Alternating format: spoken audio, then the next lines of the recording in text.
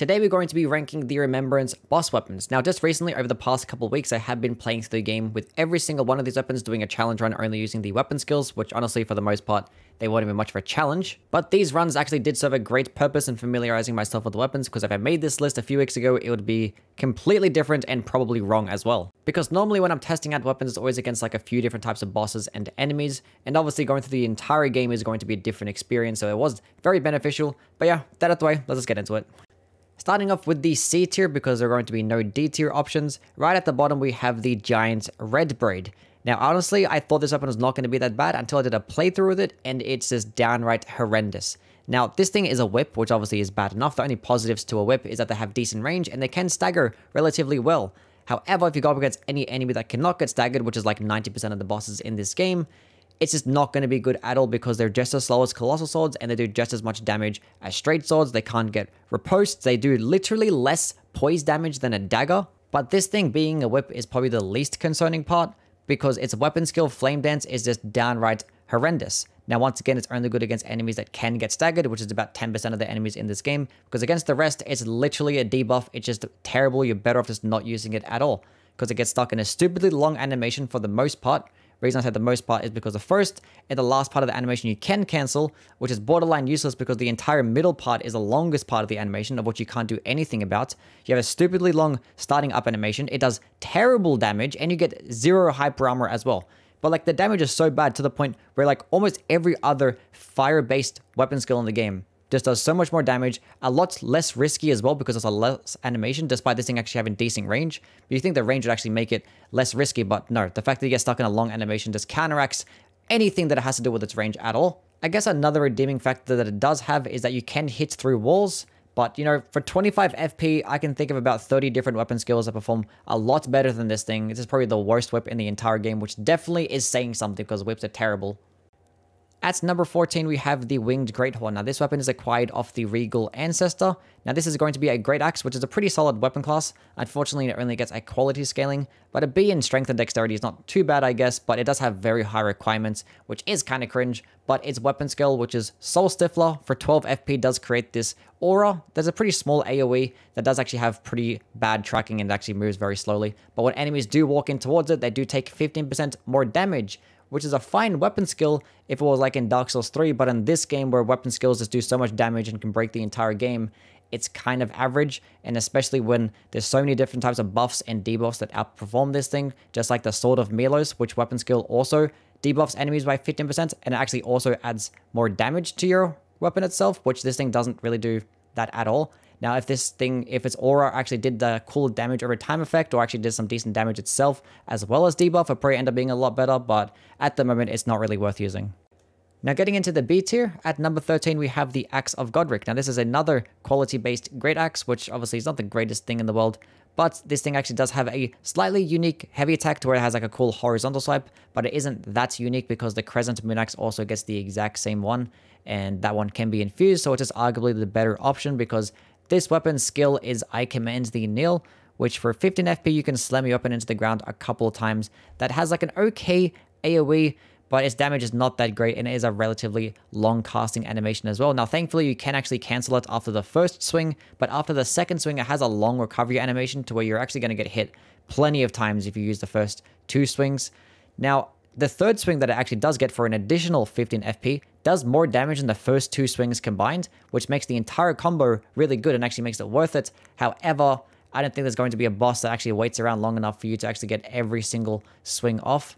So it does leave a lot to be desired, but if I were to change it, hopefully it actually does get more hyper armor, less recovery animations, is probably more damage for the first part of the weapon skill itself, and then maybe then it actually might end up being a better option. Number 12, we have the Grafted Dragon. Now, this is going to be the other weapon acquired off Godric, and it is going to be a fist-based weapon, and fist weapons tend to be pretty decent because when you two-hand them, you can do the power stance combo, which is very nice. However, this thing cannot be two-handed, which is extremely unfortunate because the only way to power stance it is to actually have another fist weapon, which is very inconvenient, so you're just stuck doing a pretty bad moveset for the most part. And to actually hit with the weapon skill itself, you pretty much have to be directly underneath the enemy, because even if you're a few feet back, you're probably going to miss, as a pretty bad AoE itself. But if you do end up hitting with it, it is definitely really good damage, and for only 20 FP, it definitely is worth using. Now getting into the A tiers, at number 11 we have the Hand of Millennia. Now when I did my Waterfowl Dance only run, I thought it was actually going to be pretty easy. Yeah, no, it definitely was not easy. Okay, but getting into the positives of this weapon is that it's a katana, so it gets a decent moveset, gets inherent bleed, and it does have very good range as well. Now, unfortunately, it only really gets a dexterity scaling, so it's going to be lacking in total overall damage at higher levels, and there's no way to improve that 50 blood loss build-up, and 50 blood loss build-up is not really that great. Very rarely would you actually proc bleed with this thing. As for its weapon skill, Waterfowl Dance, it is very high damaging, and for only 30 FP for its entire 3-part combo, it is very cheap as well, but there are plenty of downsides to this thing.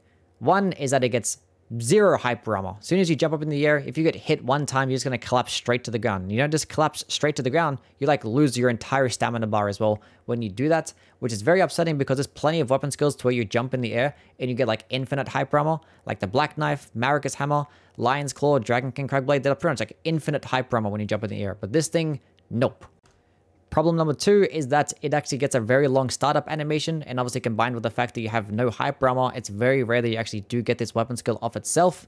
Problem number 3, it consumes a lot of stamina, and I mean a lot. And the fact that it's a long animation means they're actually going to go a long time with not much stamina to begin with as well. And probably the most annoying thing about this weapon skill outside of the hyper armor issues is the fact that you cannot delay the follow-up attack. Didn't how with like the Bloodhound Fang, you can like wait half a second and then do the follow-up. If you want to do the follow-up with this, you have to click it straight away, which is really annoying because if you don't click it straight away, it's going to queue up the input and it does Waterfowl Dance all over again, so you're just guaranteed to get hit. And it has like very long recovery animations. I don't know why it has a long recovery animation, but you can't delay the follow-up. That doesn't really make much sense to me. So yeah, it definitely needs a buff to hyper armor, decrease the stamina consumption, probably give it things like Scarlet Rot or increase the blood loss build-up, maybe give it some health regen as well. Honestly, just make it broken and overpowered. You get it at the end of the game of the most broken boss. Why not? At number 11, we have the Axe of Godfrey. Now, this is going to be a colossal weapon, which they tend to have pretty annoying and poor movesets. It is going to be a strength-based weapon though, but unfortunately it only gets a C scaling in strength, which is very unfortunate. I wish it was like at least an A scaling, especially because it has a 42 strength requirement. But its weapon skill, Regal Roar, is a nice roar-based attack that can do some decent damage, and for the next 40 seconds afterwards, you do get 7% more physical damage. You actually get +5 to strength, and you do get a change up to your heavy attacks as well. Now, this actually does get boosted alongside the Roar Medallion and the Highland Axe because obviously it does do that roar attack. But the heavy attacks can come out relatively quick. It has like a cool like stomp and a follow-up swing, and you can fully charge it to increase the AoE size of the stomp and to obviously do more damage with the weapon part itself. And the total combo can do nice damage. It's really good, but I wish it was like a little bit more. Obviously, if you had an A scaling in strength, it definitely would do that. But the worst part about it for me at least is the lack of poise damage that it actually does do.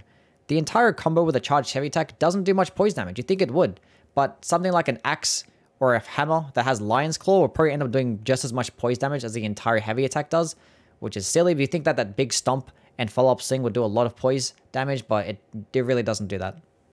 Number 9, the Maliketh's Black Blade. Now, this is going to be a colossal weapon that does split holy damage, which is not really the greatest thing in the world because holy damage is not that great against a lot of bosses in this game, but colossal swords are really nice. They get a pretty solid moveset, and this thing actually does get a pretty decent strength and faith scaling as well, B scaling and both, which is really nice for total overall damage. Its weapon skill, Destined Death, is very high damaging. It can shred a whole bunch of enemies and like cheese a whole bunch of the game very quickly because it hits plenty of times and it does that Destined Death damage over time effect. So against bosses that have very large amounts of health, it's just going to do that percentile damage over time and pretty much just melt them very quickly. Now, the thing that stops me from putting it into the S tier is the extremely long animation that it does get and the fact that it costs 40 FP. But the animation itself pretty much makes you a sitting duck because you do get good hyper armor, but after you use it, you're just going to get hit a whole bunch of times waiting for the second part of the animation to come out, which is where the bulk of the damage is going to be coming from. And if you actually somehow get staggered beforehand, then that second part is not going to come out and you pretty much just wasted your 40 FP because the first part isn't really going to do good damage. But if you do get an opening long enough, then it is a very solid weapon skill and it is very deserving of a high A tier. Now, getting into the S tier, at number 8, we have the Marika's Hammer, which is acquired off Radagon. Now, this is going to be a holy-based hammer. Now, holy damage and hammers aren't really, the greatest combo in the world, because hammers tend to have pretty poor movesets, don't really stagger very well, but they do have amazing poise damage. But this thing actually did surprise me a lot when I did my Ash of War only run with the Marika's Hammer, because I thought it was mainly going to be doing holy damage, but the Ash of War scales off your AR, which is mainly physical, And being that it primarily scales off strength, you're just going to go all into strength and just do a whole bunch more physical damage. So as you can tell by the gameplay, even if against Radagon, it's actually going to do pretty decent damage. Now, this thing's weapon skill does get a whole bunch of hyper armor as well. So you jump up into the air, you can pretty much tank almost anything. It's pretty much guaranteed to come out as well. And for only 26 FP, and for the amount of damage that it does do, how large the AoE is, actually does yeet enemies up into the air as well.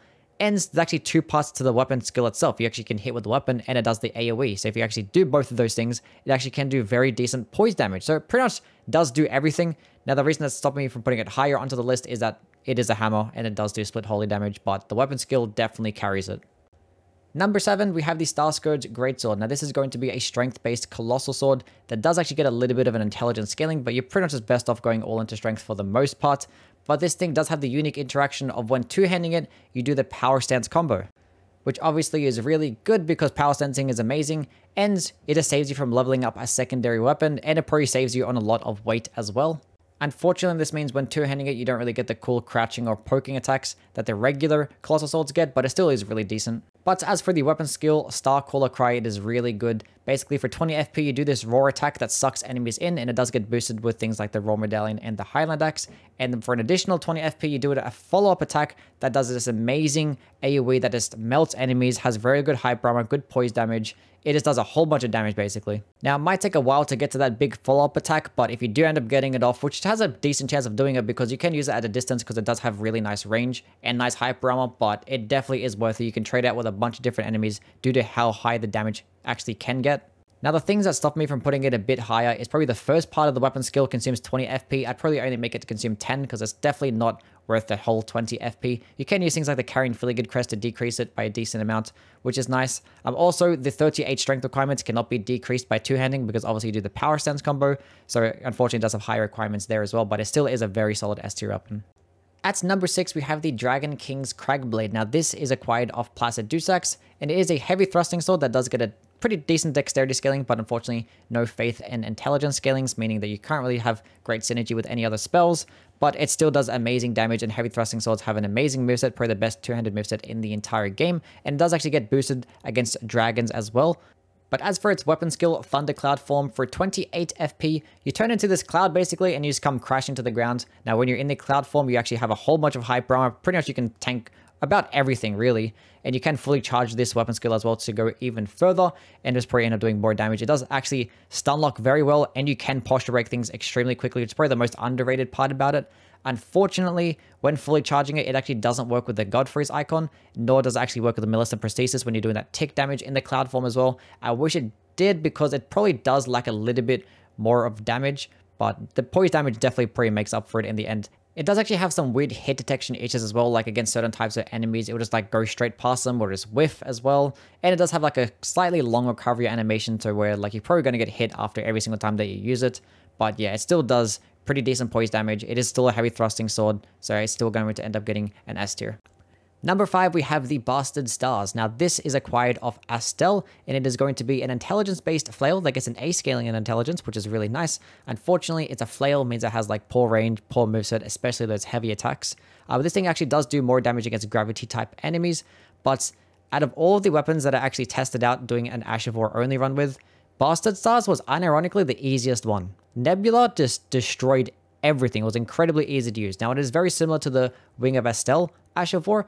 However, Wing of Astel probably performs better because it does more poise damage, probably could do better total overall damage, and it probably can be consecutively casted over and over again, whereas this one doesn't really work that way. However, one thing that it does get is amazing range. You get this really good lunge with its weapon skill that just goes incredibly far, and you get like this nice retreat animation as well, so you can dodge back into safety. But it just cheeses the entire game. Like everything just got destroyed with it. They got posture broken very easily, nice overall damage, very risk-free as well because it had amazing range. Yeah, this is definitely one of the best Ashes in the entire game, but unfortunately it's a flail, hence why I can't get anything higher on this list. Number 4, Morgott's Cursed Sword. Now this is going to be a dexterity and arcane based curved greatsword, and curved greatswords are amazing. They have very solid movesets, really good range as well, and this one in particular actually gets the most range and actually is the lightest curved greatsword as well, which is really solid, and it gets inherent bleed, and obviously with that arcane scaling it does actually get boosted with successive points into arcane as well. And on top of all of that, it gets 110 crit damage. So as a base weapon, it's amazing, but it also gets a very solid weapon skill in Cursed Blood Slice, which for 20 FP, you do this nice lunging attack that does very high damage and good blood loss build up, and for an additional 20 FP, you can do a follow-up swing, which also does very high damage and high blood loss build ups. Now, the entire combo does consume 40 FP, but it definitely is worth it. It is very amazing. Now, it might be a bit too expensive for my liking with that 40 FP and the 35 dexterity requirement, but I'm pretty sure that the positives far outweigh the negatives, so it definitely is deserving as an S tier and the number 4 slot.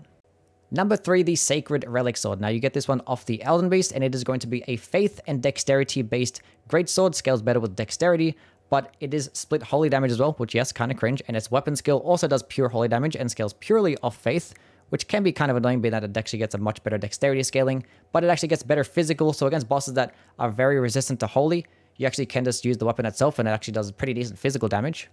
But out of all the weapons that I did an Ash of War only run, this one exceeded my expectations more than anything else. I had this one like originally at like number 10 roughly, and it creeped all the way up to number 3 because just kept proving that it was just the cheesiest of cheesiest weapons on the game. Literally to the same extent that Bolt of Grandsax is, kinda. This thing, you can sit at the back of the map and just spam the projectile for days because it has insane range, and I thought the damage was not going to be that great, but it actually does really good damage, even against bosses like Malekith, that's 80% resist to holy.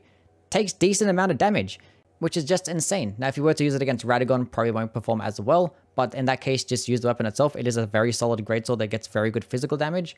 Now, probably the worst part about it is that it does consume 42 FP, but things like Malekith's Blackblade and the Morgoth's Curse Sword consume just about that much as well, and this one arguably just performs even better. When I did a playthrough, I literally used the Carrion Feelygood Crest and the Ash of War Scarab as my helmet, and it literally decreased the FP to 27. But this thing just has such high levels of cheese that it definitely is deserving as one of the best weapons in the entire game. Number 2, Mohgwyn's Sacred Spear.